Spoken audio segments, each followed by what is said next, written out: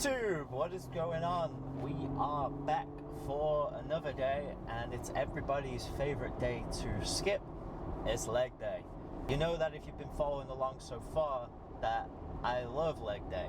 So generally one of the minorities in terms of liking leg day. But we have a fun little leg day planned for you today. Again, slightly different switch up compared to where we've been before with leg day. We're sticking with this week's theme of getting a little 1 repetition max test in for certain lifts, and today I've decided to go a little crazy in terms of which exercise that is. So you'll have to get into the video to find out which one that is. So that's a little hook there for you. But in terms of today's session, there is a couple of different things that we haven't done yet, so that's going to be fun.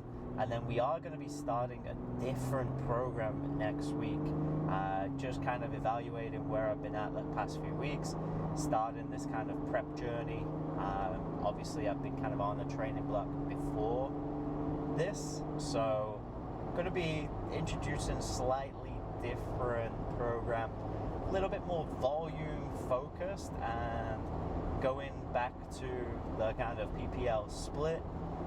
Might throw in every now and then more of an upper lower off as well, but we are switching things up every week in terms of what the formats are, so make sure you're staying engaged with that, because it's not just going to be the same old stale content.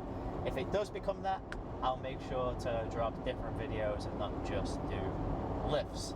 So make sure you tune in, watch the whole video, make sure you've already hit that subscribe button, because these prep videos are coming. Body's feeling pretty good right now, weight is being maintained, so that was kind of the current goal, is kind of a main gain in a sense. So a little body recomposition. We shouldn't really be seeing too much changes in the scales, like a 1 to 2 pound here and there, but we're holding steady, so that means our calories are spot on. And that was something that I posted about recently, was people in a calorie deficit and they say that they can't lose weight. If that's the case, it means one or two things: you're either eating too much, you're not tracking your calories correctly, or you are lazy. And for what you are eating, even if you are dieting, you're not doing enough daily activity to increase your energy expenditure to create that deficit. So it is really that simple. If you get your calories just about spot on, your weight won't change. If you're eating a surplus, you're going to put on weight, and if you're eating a deficit, you're going to lose weight. So with that in mind, we'll get into leg day, and we'll see you for the warm-up when we get in there. The warm-up exercise of the day, which probably will give you a clue into what pattern we're warming up for, and that is calf raises. So if you can guess why we're doing this, that means you've watched one of my previous videos, because we want to get ankle dorsiflexion, range of motion increased. We want to get our plantar and dorsiflexors warm, and we start the session with calves when we're most fresh, so we can blast that muscle.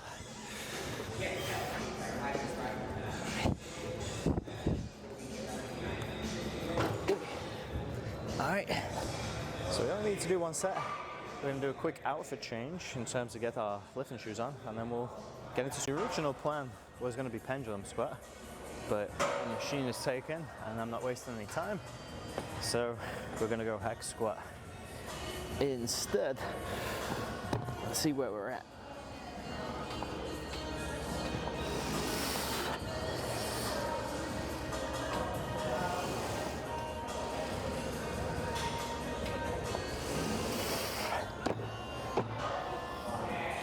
So a similar warm-up style to what we've done on our previous days.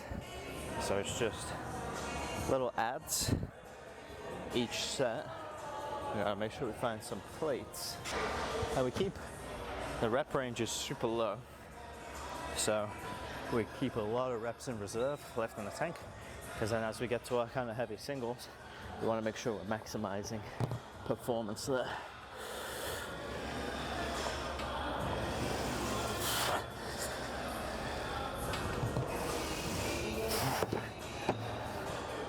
So I'm actually going to be pretty intrigued to see where I get on this, because I haven't 1 rep max hack squat, I don't think ever in my life.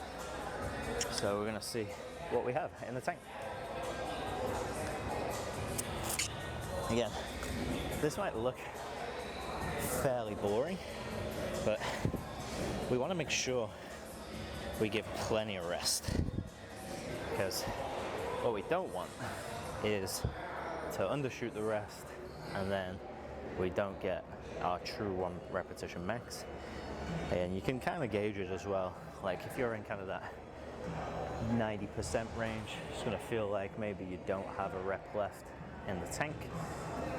You might have 1 rep left in the tank, that 1 RIR, but again, it's hard psychologically, especially at those top end ranges, to really know, because sometimes you can just push through it and grind through the rep, other times you fail out. So whenever I think about 1 repetition maxes, I always consider the range from the set that I hit to the set that I missed, because somewhere in there is probably the true value of that 1 repetition max.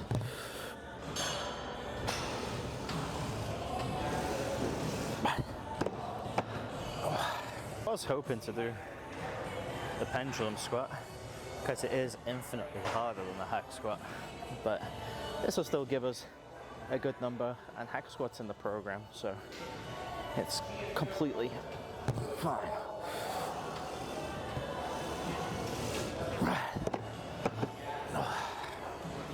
Alright, keep adding plates. Pretty sure I might have just missed that last set with the recording. I thought the camera was on. I don't remember if I switched it on or not now, but I promise you that we did hit. We just added a quarter and we got 1 more set at least that we're going to hit, hopefully, after this. Should be getting close to my 90-ish% right now based off some previous historical numbers in terms of the repetitions to failure that we've done in the past. So we're going to see how this goes. Body's feeling pretty good. I am dealing with a little bit of IT band soreness, kind of tightness within the squat. Not right sure what's going on there, but definitely feel it in the deeper squat position on that left side. But we're not going to let that be a limiting factor for today. I keep looking down there because that's got my rest timer on it. Okay.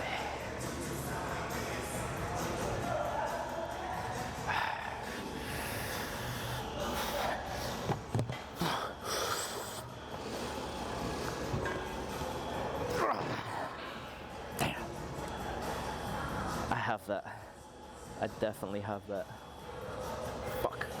Didn't get through the sticking point. So that's max.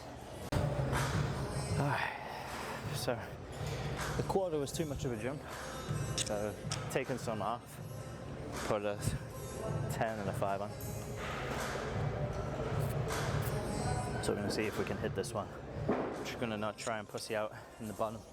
I think I do have the 425 in the locker. I just didn't push through that sticking point enough.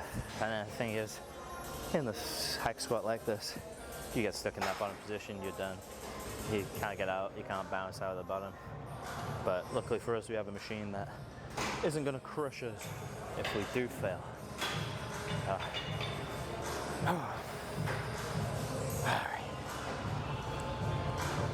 Come on. Come on.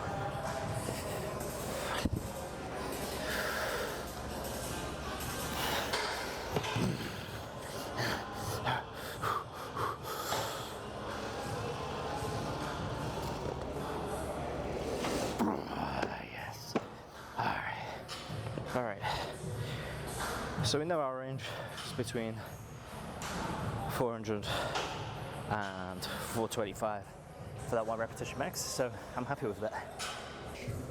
So we have been hitting RDLs quite a lot recently, so I'm gonna stick to that and get basically a feeder set and then 1 heavy set to failure.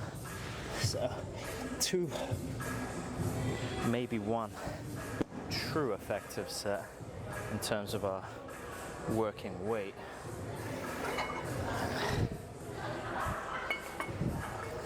What we don't want is similar to last week, where grip is the limiting factor. So we're just going to strap up for both of these, especially as we crush 2 sessions before legs. Typically, after those pull days, grip is a little bit more fatigued, and I might actually show a little experiment on that. So keep posted on that one.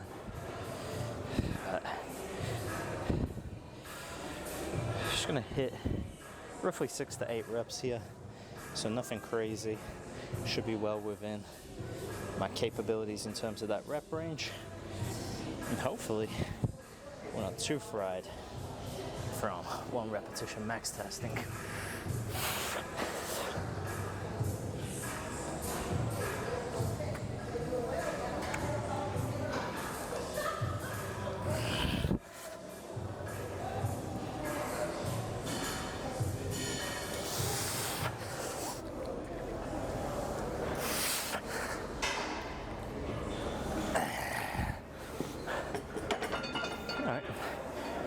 Felt pretty good, so we'll do a little ad and then we'll do the next set. So one question that I get quite a lot from clients and people that I coach is, should I reverse pyramid every single exercise? And if you have the capabilities to do so, I think yes. Get that first set in, most effective set, and then as fatigue sets in, you can lower the weight and things like that. So essentially kind of like drop setting in a pyramid's fashion.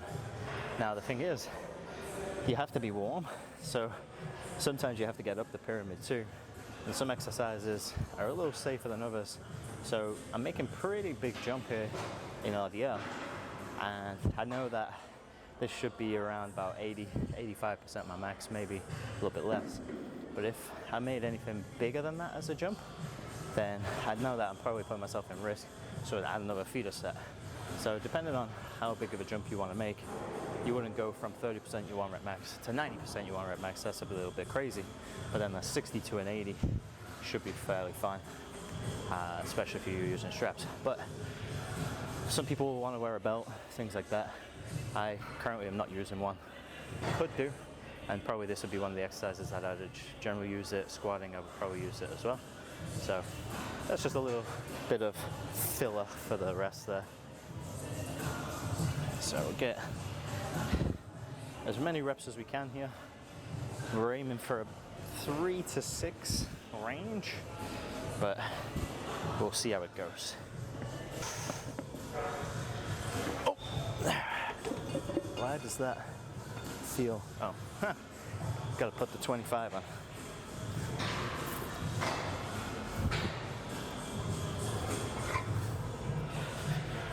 Might keep that little gym fail in there just to show you should always check each side. I was going to say, my left side is not that strong.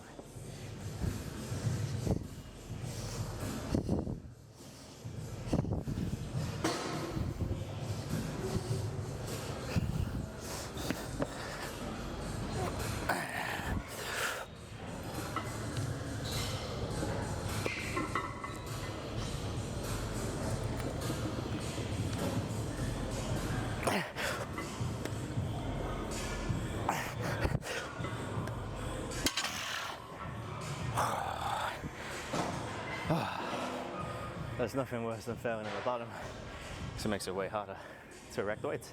All right, RDL's done. I think we got knee extension next. Because we won our round on hack squat, we're just gonna do one single leg set to failure here, and then another double leg set to failure. Seat's a little bit too far forward, so we always want to put our seat back a little bit so we're in a more hip extended position rather than hip flexed, otherwise we're shortening some of the quad.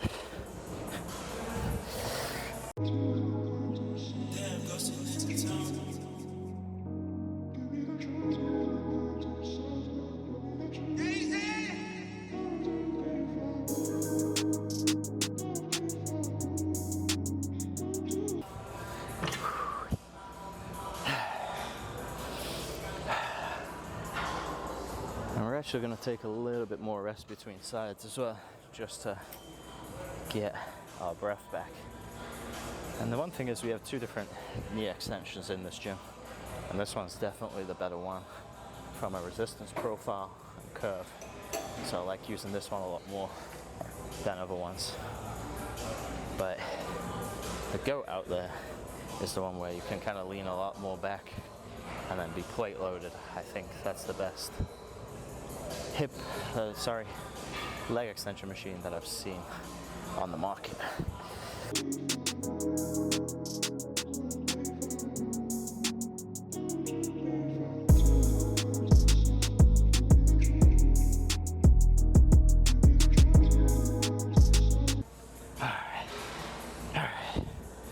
All right, a little rest.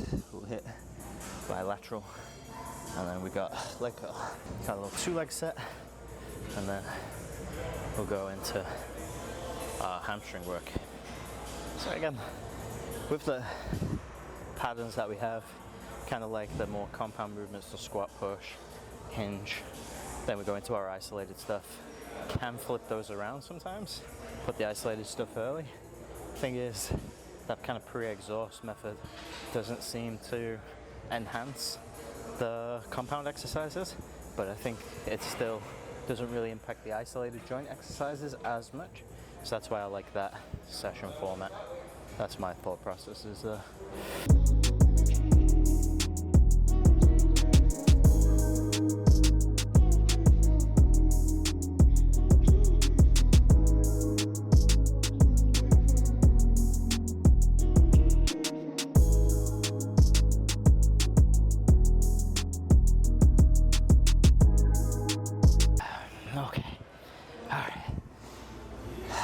leg curl time, I believe. See the leg curl. Again, needs no introduction. We've been here before in terms of why we do this exercise, why we do this specific variation. And I'm just gonna hit 2 sets bilaterally. It's actually too easy.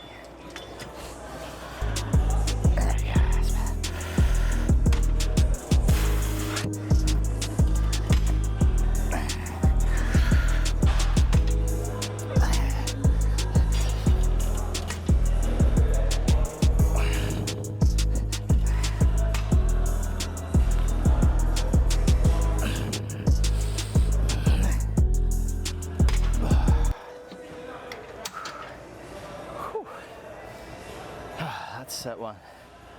Now, I do typically throw in variations of this. Single leg, 2 up, 1 down. I do think that the hamstrings generally respond pretty positively to that eccentric overload, more so than potentially some other muscle groups. But the jury's still out on that one. Again, that's the beauty of having a program, is you can always take different paths in the program as well. The goal is to one day max out this machine. I'm not sure what I could do, but I don't know if I can max it out.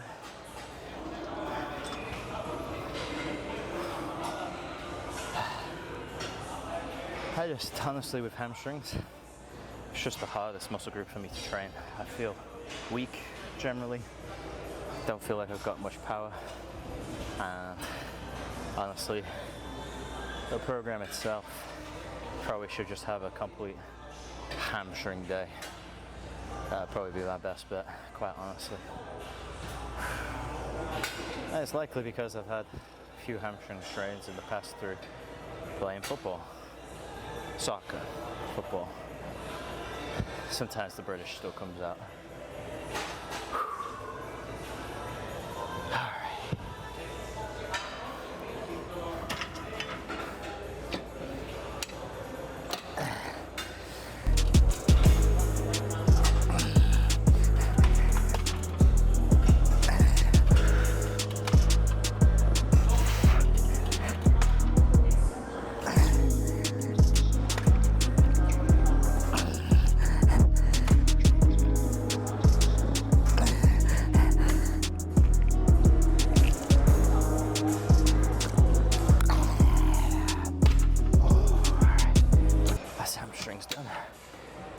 I forget what we got next. I think it's abductors and adductors, and then we finish on some calves.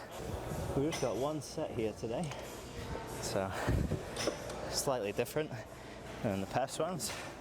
We could maybe think of this as a bit of a deload in terms of volume, but we're not completely deloading, we're actually increasing the intensity. So hit these.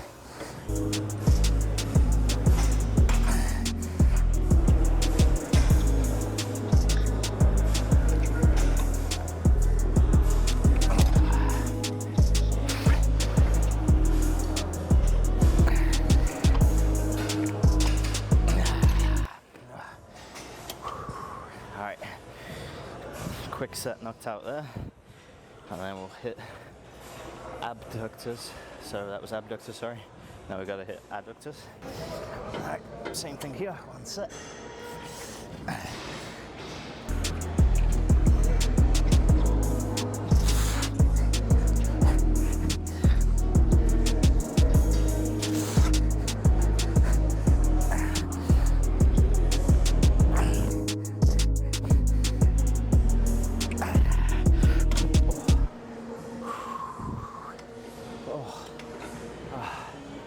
Those never get old. Right, we're gonna finish off with some more calves. Finish out little calf finisher, single leg. Primarily focusing in that bottom position.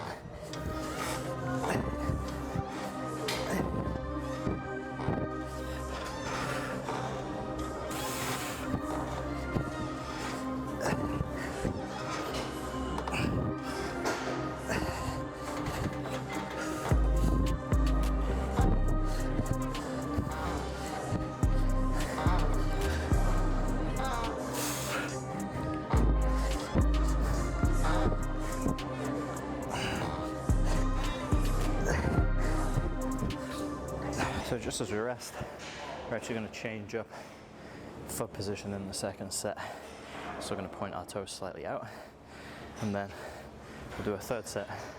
We just point our toes slightly in, and then that way we're hitting all the different portions of the calves, all the different heads, and hopefully stimulate more growth that way. It's just a little bit more awkward, I feel like, in these type of machines to have that toe pointed slightly out.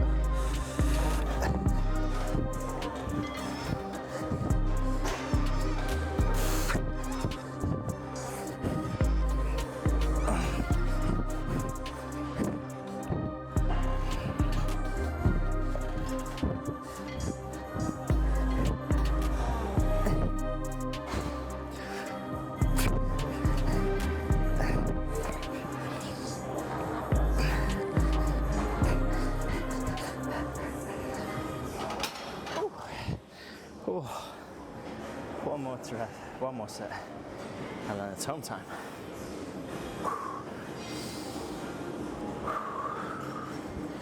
Haven't really hydrated much this session.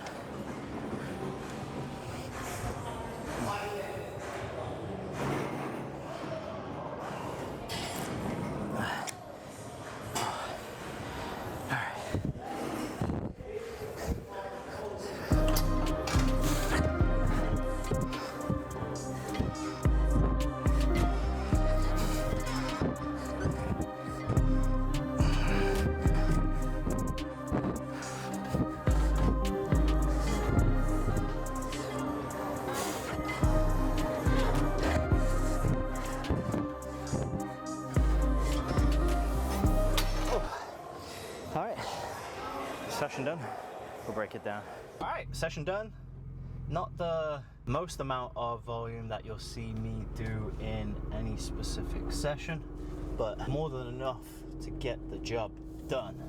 And a little disappointed with my hack squat. I thought I had more than 425 in the locker, but I didn't, which is a shame. And so in terms of that as a number, at least now we have an idea of where we're at, so we can program a little bit more effectively off that range now, in terms of hopefully through this prep, even with calorie restrictions and stuff like that, should be able to maintain that strength, if not improve it. That will be the actual goal, is trying to increase that hack squat. Again, I actually have never 1RM hack squatted before, so that was a experience in itself. Again, could I have maybe squoze out a 425 if I tried again? Might have been just too big of a jump on that initial set, but I guess we'll never know. That's a nice little famous saying there.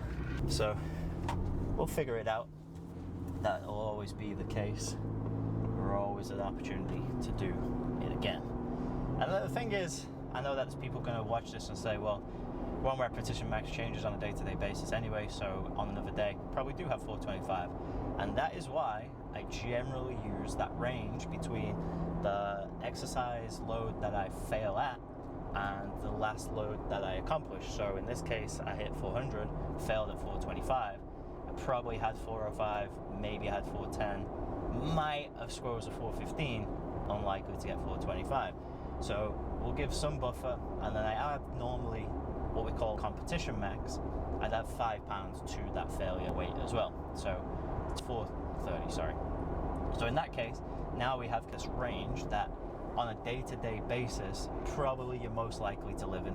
It's not going to be perfect, but from my experience working with a lot of different athletes, that range generally holds true, steady throughout a competitive season.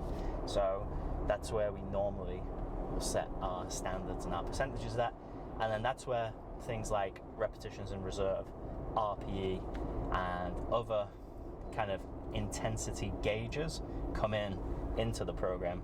So rather than just flying blind and go, well, I'll just keep putting plates on until I die, now I know that I can keep putting plates on until 425. So there's always that kind of line in the sand. On a day-to-day basis, my 80% might feel like 70%, and then it might feel like 90%. And that's just general fluctuations that we're going to see within our lifts. So if you have made it this far, I appreciate you for tuning in. It's always great to see somebody watch the full video. And if you did watch the full video, you best be subscribed. Because if you're not subscribed, why not? Why would you watch the whole thing and not be subscribed to this journey? It is a prep journey, first ever competition, debut comp. It's going to be a lot of learning in here for me personally, but also for you guys as well. So make sure you're locking in. Make sure you're dropping me a like.